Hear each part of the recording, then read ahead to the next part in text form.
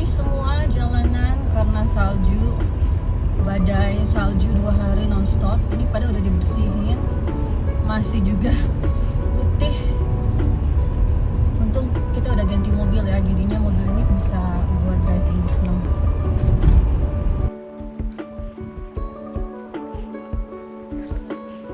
Baru tadi dibersihin ya, dia tuh setinggi ini, sekarang udah setengahnya lagi.